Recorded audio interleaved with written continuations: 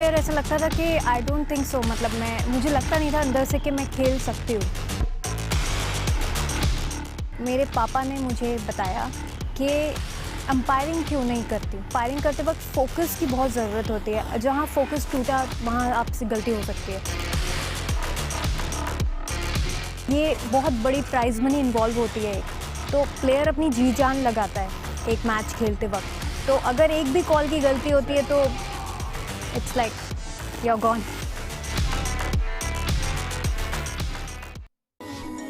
हौसले और जज्बे से बड़ी मुश्किल को आसान बनाया जा सकता है, असंभव कार्यों को भी संभव बनाया जा सकता है।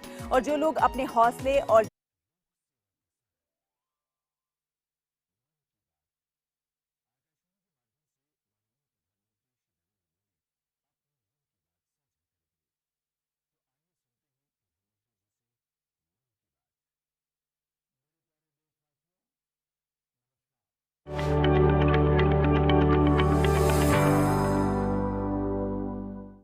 मेरे प्यारे देशवासियों, नमस्कार। कल माघ पूर्णिमा का पर्व था। माघ का महीना विशेष रूप से नदियों, सरोवरों और जल स्रोतों से जुड़ा हुआ माना जाता है। हमारे शास्त्रों में कहा गया है, माघे निमग्ना सलिले सुशीते विमुक्त पापा त्रिदिवम प्रयान्ति। अर्थात माघ महीने में किसी भी पवित्र जलाशय में स्नान को पवित्र माना जाता है। दुनिया के हर समाज में नदी के साथ जुड़ी हुई कोई न कोई परंपरा होती ही है। नदी तट पर अनेक सभ्यताएं भी विकसित हुई हैं। हमारी संस्कृति क्योंकि हजारों वर्ष पुरानी है, इसलिए इसका विस्तार हमारे यहाँ और ज्यादा मिलता है। भारत में कोई ऐसा दिन नहीं होगा जब देश के किसी न किसी कोने में पानी से जुड़ा कोई उत्सव न हो। माघ के दिनों में तो लोग अपना घर, परिवार, सुख सुविधा छोड़कर पूरे महीने नदियों के किनारे कल्पवास करने जाते हैं। इस बार हरिद्वार में कुंभ भी हो रहा है। जल हमारे लिए जीवन भी है, आस्था भी है और विकास की धारा भी है। पानी एक तरह से पारस से भी ज्यादा महत्वपूर्ण है। कहा जाता है, पारस के स्पर्श से लोहा सोने में परिवर्तित हो जाता है। वैसे ही पानी का स्पर्श जीवन के लिए जरूरी है, विकास के लिए जरूरी है। साथियों, माघ महीने को जल से जोड़ने का संभवतः एक और भी कारण है। इसके बाद से ही सर्दियां खत्म हो जाती हैं और गर्मियों की दस्तक होने लगती है। इसलिए पानी के संरक्षण के लिए हमें अभी से ही प्रयास शुरू कर देने चाहिए। कुछ दिनों बाद मार्च महीने में ही 22 तारीख को वर्ल्ड वाटर डे भी है। मुझे यूपी की आराध्या जी ने लिखा है कि दुनिया में करोड़ों लोग अपने जीवन का बहुत बड़ा हिस्सा पानी की कमी को पूरा करने में ही लगा देते हैं। बिन पानी सब सून, ऐसे ही नहीं कहा गया है। पानी के संकट को हल करने के लिए बहुत ही अच्छा मैसेज पश्चिम बंगाल के उत्तर दिनाजपुर से सुजीत जी ने मुझे भेजा है। सुजीत जी ने लिखा है कि प्रकृति ने जल के रूप में हमें एक सामूहिक उपहार दिया है, इसलिए इसे बचाने की जिम्मेदारी भी सामूहिक है। ये बात सही है। जैसे सामूहिक उपहार है, वैसे ही सामूहिक उत्तरदायित्व भी है। सुजीत जी की बात बिल्कुल सही है। नदी, तालाब, झील, वर्षा या जमीन का पानी, ये सब हर किसी के लिए है। साथियों, एक समय था जब गांव में कुएं, पोखर, इनकी देखभाल सब मिलकर करते थे। अब ऐसा ही एक प्रयास तमिलनाडु के तिरुवन्नामलाई में हो रहा है। यहाँ स्थानीय लोगों ने अपने कुओं को संरक्षित करने के लिए अभियान चलाया हुआ है। ये लोग अपने इलाके में वर्षों से बंद पड़े सार्वजनिक कुओं को फिर से जीवित कर रहे हैं। मध्य प्रदेश के अगरोदा गांव की बबीता राजपूत जी भी जो कर रही है, उससे आप सभी को प्रेरणा मिलेगी। बबीता जी का गांव बुंदेलखंड में है। उनके गांव के पास कभी एक बहुत बड़ी झील थी जो सूख गई थी। उन्होंने गांव की ही दूसरी महिलाओं को साथ लिया और झील तक पानी ले जाने के लिए एक नहर बना दी। इस नहर से बारिश का पानी सीधे झील में जाने लगा। अब ये झील पानी से भरी रहती है। साथियों, उत्तराखंड के बागेश्वर में रहने वाले जगदीश कुनियाल जी का काम भी बहुत कुछ सिखाता है। जगदीश जी का गांव और आसपास का क्षेत्र पानी की जरूरतों के लिए एक प्राकृतिक स्रोत पर निर्भर था, लेकिन कई साल पहले ये स्रोत सूख गया। इससे पूरे इलाके में पानी का संकट गहराता चला गया। जगदीश जी ने इस संकट का हल वृक्षारोपण से करने की ठानी। उन्हें पूरे इलाके में गांव के लोगों के साथ मिलकर हजारों पेड़ लगाए और आज उनके इलाके का सूख चुका वो जल स्रोत फिर से भर गया है। साथियों, पानी को लेकर हमें इसी तरह अपनी सामूहिक जिम्मेदारियों को समझना होगा। भारत के ज्यादातर हिस्सों में मई जून में बारिश शुरू होती है। क्या हम अभी से अपने आसपास के जल स्रोतों की सफाई के लिए, वर्षा जल के संचयन के लिए 100 दिन का कोई अभियान शुरू कर सकते हैं? इसी सोच के साथ अब से कुछ दिन बाद जल शक्ति मंत्रालय द्वारा भी जल शक्ति अभियान कैच द रेन भी शुरू किया जा रहा है। इस अभियान का मूल मंत्र है catch the rain where it falls when it falls. हम अभी से जुटेंगे। हम पहले से जो रेन वाटर हार्वेस्टिंग सिस्टम है उन्हें दुरुस्त करवा लेंगे। गांवों में, तालाबों में, पोखरों की सफाई करवा लेंगे। जल स्रोतों तक जा रहे पानी के रास्ते की रुकावटें दूर कर लेंगे तो ज्यादा से ज्यादा वर्षा जल का संचयन कर पाएंगे। मेरे प्यारे देशवासियों, जब भी माघ महीने और इसके आध्यात्मिक सामाजिक महत्व की चर्चा होती है तो ये चर्चा एक नाम के बिना पूरी नहीं होती। ये नाम है संत रविदास जी का। माघ पूर्णिमा के दिन ही संत रविदास जी की जयंती होती है। आज भी संत रविदास जी के शब्द, उनका ज्ञान हमारा पथ प्रदर्शन करता है। उन्होंने कहा था, एकई माटी के सब भांडे, सबका एको सृजनहार। रविदास व्यापई एकई घट भीतर, सबको एकई घड़े कुम्हार। हम सभी एक ही मिट्टी के बर्तन हैं, हम सभी को एक ने ही गढ़ा है। संत रविदास जी ने समाज में व्याप्त विकृतियों पर हमेशा खुलकर अपनी बात कही। उन्होंने इन विकृतियों को समाज के सामने रखा, उसे सुधारने की राह दिखाई। और तभी तो मीरा जी ने कहा था, गुरु मिलिया रैदास, दीनी ज्ञान की घुटकी। ये मेरा सौभाग्य है कि मैं संत रविदास जी की जन्मस्थली वाराणसी से जुड़ा हुआ हूँ। संत रविदास जी के जीवन की आध्यात्मिक ऊंचाई को और उनकी ऊर्जा को मैंने उस तीर्थ स्थल में अनुभव किया है।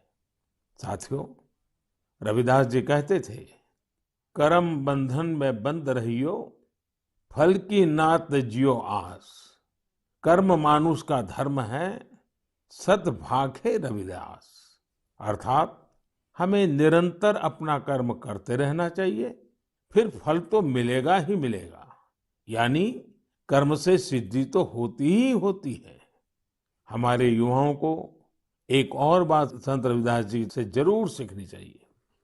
युवाओं को कोई भी काम करने के लिए खुद को पुराने तौर तरीकों में बांधना नहीं चाहिए। आप अपने जीवन को खुद ही तय करिए, अपने तौर तरीके भी खुद बनाइए और अपने लक्ष्य भी खुद ही तय करिए।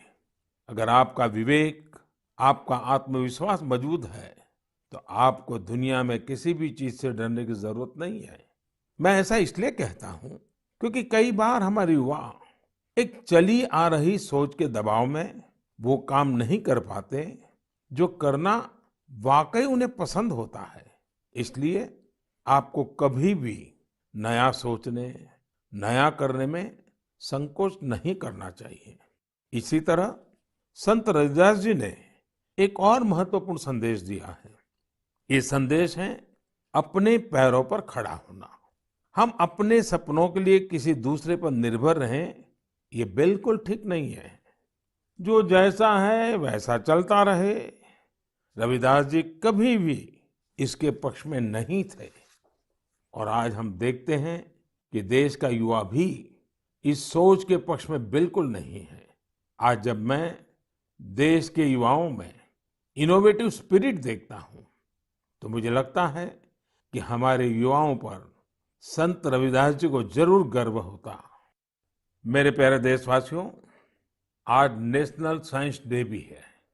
आज का दिन भारत के महान वैज्ञानिक डॉक्टर सीवी रमन जी द्वारा की गई रमन इफेक्ट खोज को समर्पित है। केरल से योगेश्वरन जी ने नमो ऐप पर लिखा है कि रमन इफेक्ट की खोज ने पूरी विज्ञान की दिशा को बदल दिया था। इससे जुड़ा हुआ एक बहुत अच्छा संदेश मुझे नासिक के स्नेहिल जी ने भी भेजा है। स्नेहिल जी ने लिखा है कि हमारे देश के अनगिनत वैज्ञानिक हैं जिनके योगदान के बिना साइंस इतनी प्रगति नहीं कर सकती थी। हम जैसे दुनिया के दूसरे वैज्ञानिकों के बारे में जानते हैं, वैसे ही हमें भारत के वैज्ञानिकों के बारे में भी जानना चाहिए। मैं भी मन की बात के इन श्रोताओं की बात से सहमत हूं। मैं जरूर चाहूंगा कि हमारे युवा भारत के वैज्ञानिक इतिहास को, हमारे वैज्ञानिकों को जाने, समझे और खूब पढ़ें। साथियों, जब हम साइंस की बात करते हैं तो कई बार इसे लोग फिजिक्स, केमिस्ट्री या फिर लैब्स तक ही सीमित कर देते हैं, लेकिन साइंस का विस्तार तो इससे कहीं ज्यादा है। और आत्मनिर्भर भारत अभियान में साइंस की शक्ति का बहुत योगदान भी है। हमें साइंस को लैब टू लैंड के मंत्र के साथ आगे बढ़ाना होगा। उदाहरण के तौर पर हैदराबाद के चिंतला वेंकट रेड्डी जी हैं। रेड्डी जी के एक डॉक्टर मित्र ने उन्हें एक बार विटामिन डी की कमी से होने वाली बीमारियां और उसके खतरों के बारे में बताया। रेड्डी जी किसान हैं। उन्होंने सोचा कि वो इस समस्या के समाधान के लिए क्या कर सकते हैं। इसके बाद उन्होंने मेहनत की और गेहूं, चावल की ऐसी प्रजातियों को विकसित की जो खास तौर पर विटामिन डी से युक्त है। इसी महीने उन्हें world intellectual property organization Geneva से पेटेंट भी मिली है। ये हमारी सरकार का सौभाग्य है कि वेंकट रेड्डी जी को पिछले साल पद्मश्री से भी सम्मानित किया था। ऐसे ही बहुत इनोवेटिव तरीके से लद्दाख के उरगेन फुत्सौग भी काम कर रहे हैं। उरगेन जी इतनी ऊंचाई पर ऑर्गेनिक तरीके से खेती करके करीब 20 फसलें उगा रहे हैं, वो भी साइक्लिक तरीके से। यानी वो एक फसल के वेस्ट को दूसरी फसल में खाद के तौर पर इस्तेमाल कर लेते हैं। है ना कमाल की बात। इसी तरह गुजरात के पाटन जिले में कामराज भाई चौधरी ने घर में ही सहजन के अच्छे बीज विकसित किए हैं। सहजन को कुछ लोग सरगवा बोलते हैं, इसे मोरिंगा या ड्रमस्टिक भी कहा जाता है। अच्छे बीजों की मदद से जो सहजन पैदा होता है, उसकी क्वालिटी भी अच्छी होती है। अपनी उपज को वो अब तमिलनाडु और पश्चिम बंगाल भेजकर अपनी आय भी बढ़ा रहे हैं। साथियों, आजकल चिया सीड्स का नाम आप लोग बहुत सुनते होंगे। हेल्थ अवेयरनेस से जुड़े लोग इसे काफी महत्व देते हैं और दुनिया में इसकी बड़ी मांग भी है। भारत में इसे ज्यादातर बाहर से मंगाते हैं, लेकिन अब चिया सीड्स में आत्मनिर्भरता का बीड़ा भी लोग उठा रहे हैं। ऐसे ही यूपी के बाराबंकी में हरिश्चंद्र जी ने चिया सीड्स की खेती शुरू की है। चिया सीड्स की खेती उनकी आय भी बढ़ाएगी और आत्मनिर्भर भारत अभियान में मदद भी करेगी। साथियों, एग्रीकल्चर वेस्ट से वेल्थ क्रिएट करने के भी कई प्रयोग देश भर में सफलतापूर्वक चल रहे हैं। जैसे मदुरई के मुरुगेसन जी ने केले के वेस्ट से रस्सी बनाने की एक मशीन बनाई है। मुरुगेसन जी के इस इनोवेशन से पर्यावरण और गंदगी का भी समाधान होगा और किसानों के लिए अतिरिक्त आय का रास्ता भी बनेगा। साथियों, मन की बात के श्रोताओं को इतने सारे लोगों के बारे में बताने का मेरा मकसद यही है कि हम सभी इनसे प्रेरणा लें। जब देश का हर नागरिक अपने जीवन में विज्ञान का विस्तार करेगा, हर क्षेत्र में करेगा, तो प्रगति के रास्ते भी खुलेंगे और देश आत्मनिर्भर भी बनेगा। और मुझे विश्वास है ये देश का हर नागरिक कर सकता है।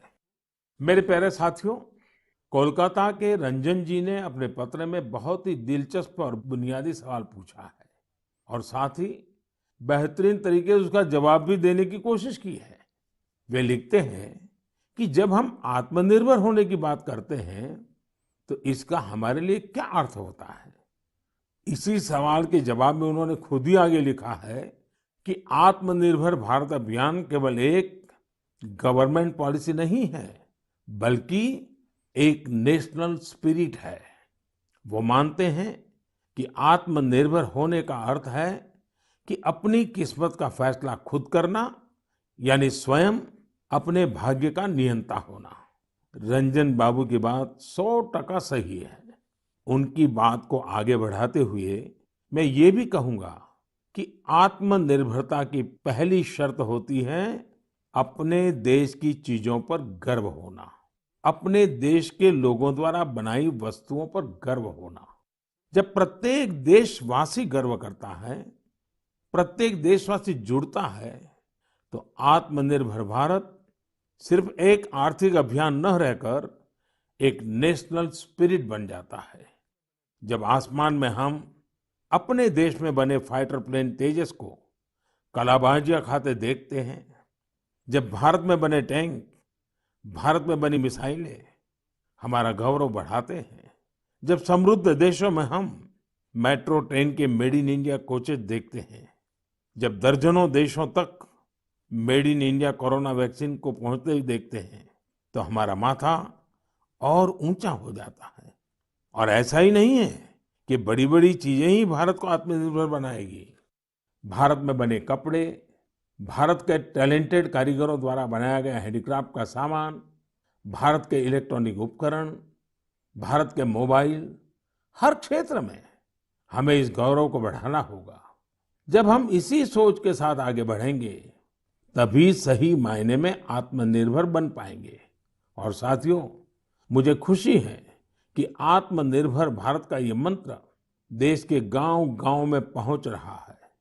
बिहार के बेतिया में यही हुआ है, जिसके बारे में मुझे मीडिया में पढ़ने को मिला।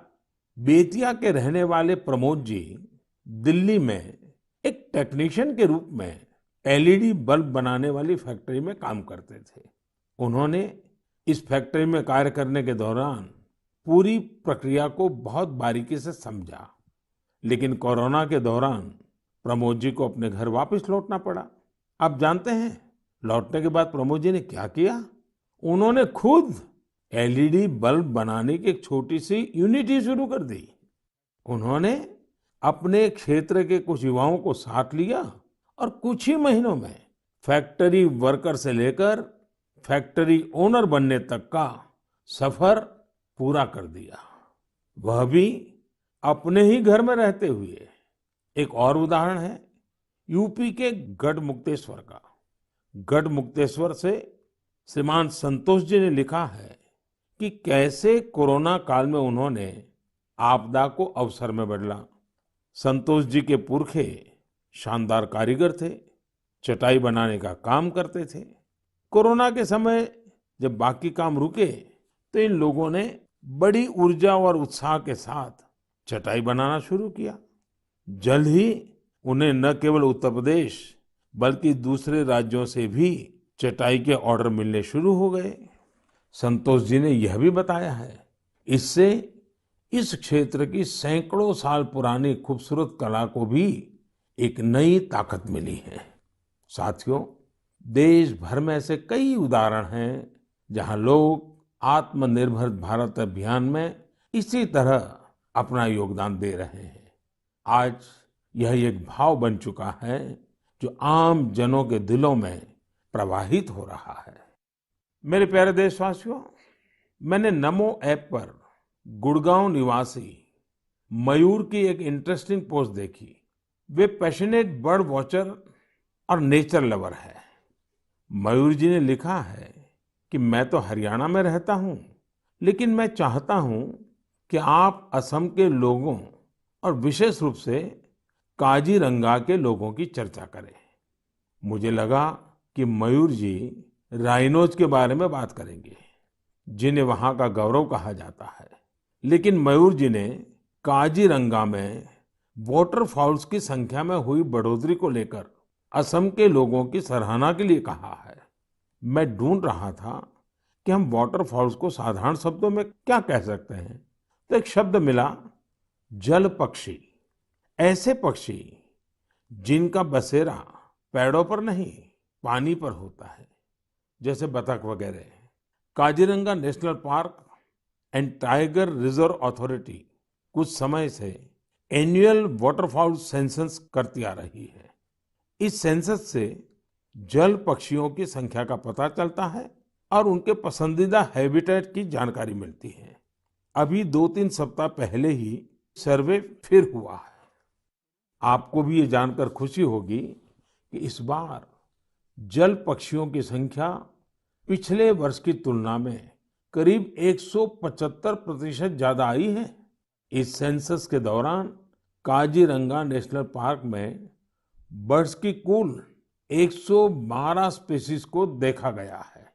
इनमें से 58 स्पीशीज यूरोप, सेंट्रल एशिया और ईस्ट एशिया सहित दुनिया के विभिन्न हिस्सों से आए विंटर माइग्रेंट्स है।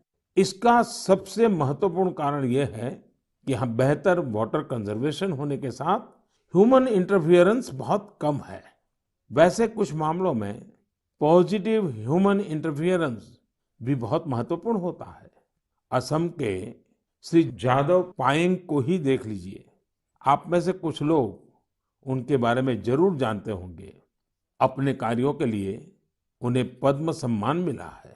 श्री जादव पायेंग वो शख्स हैं जिन्होंने असम में मजुली आइलैंड में करीब 300 हेक्टेयर प्लांटेशन में अपना सक्रिय योगदान दिया है। वे वन संरक्षण के लिए काम करते रहे हैं और लोगों को प्लांटेशन एवं बायोडायवर्सिटी के कंजर्वेशन को लेकर प्रेरित करने में भी जुटे हुए हैं। साथियों, असम में हमारे मंदिर भी प्रकृति के संरक्षण में अपनी अलग ही भूमिका निभा रहे हैं।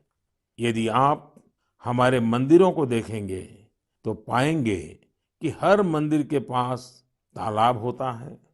हजो स्थित हयाग्रीव मधेब मंदिर, सोनितपुर के नागशंकर मंदिर और गुवाहाटी में स्थित उग्रतारा टेम्पल के पास इस प्रकार के कई तालाब हैं। इनका उपयोग विलुप्त होते कछुओं की प्रजातियों को बचाने के लिए किया जा रहा है। असम में कछुओं की सबसे अधिक प्रजातियां पाई जाती हैं। मंदिरों के ये तालाब कछुओं के संरक्षण, प्रजनन और उनके बारे में प्रशिक्षण के लिए एक बेहतरीन स्थल बन सकते हैं। मेरे प्यारे देशवासियों, कुछ लोग समझते हैं कि इनोवेशन करने के लिए आपका साइंटिस्ट होना जरूरी है। कुछ सोचते हैं कि दूसरों को कुछ सिखाने के लिए आपका टीचर होना जरूरी है। इस सोच को चुनौती देने वाले व्यक्ति हमेशा सराहनीय होते हैं। अब जैसे क्या कोई किसी को सोल्जर बनने के लिए प्रशिक्षित करता है, तो क्या उसको सैनिक होना जरूरी है? आप सोच रहे होंगे कि हाँ, जरूरी है। लेकिन यहाँ थोड़ा सा ट्विस्ट है। माय गॉव पर कमलकांत जी ने मीडिया की एक रिपोर्ट साझा की है जो कुछ अलग बात कहती है। ओडिशा में अराखुड़ा में एक सज्जन है, नायक सर। वैसे तो इनका नाम सिलू नायक है, पर सब उन्हें नायक सर ही बुलाते हैं। दरअसल वे मैन ऑन अ मिशन है। वह उन युवाओं को मुफ्त में प्रशिक्षित करते हैं जो सेना में शामिल होना चाहते हैं। नायक सर के ऑर्गेनाइजेशन का नाम महागुरु बटालियन है।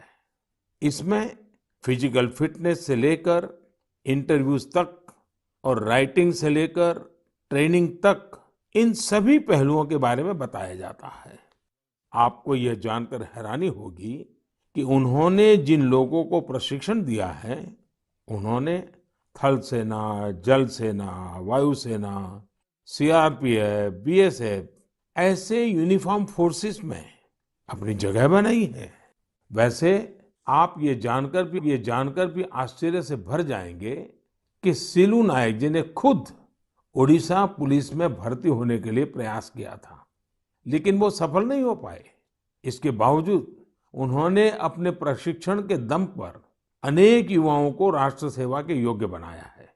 आइए हम सब मिलकर नायक सर को शुभकामना दें कि वह हमारे देश के लिए और अधिक नायकों को तैयार करें। साथियों, कभी-कभी बहुत छोटा और साधारण सा सवाल भी मन को झकझोर जाता है। ये सवाल लंबे नहीं होते हैं, बहुत सिंपल होते हैं, फिर भी वे हमें सोचने पर मजबूर कर देते हैं। कुछ दिन पहले हैदराबाद की अपर्णा रेड्डी जी ने मुझसे ऐसा ही एक सवाल पूछा। उन्होंने कहा कि आप इतने साल से पीएम है, इतने साल सीएम रहे, क्या आपको कभी लगता है कि कुछ कमी रह गई?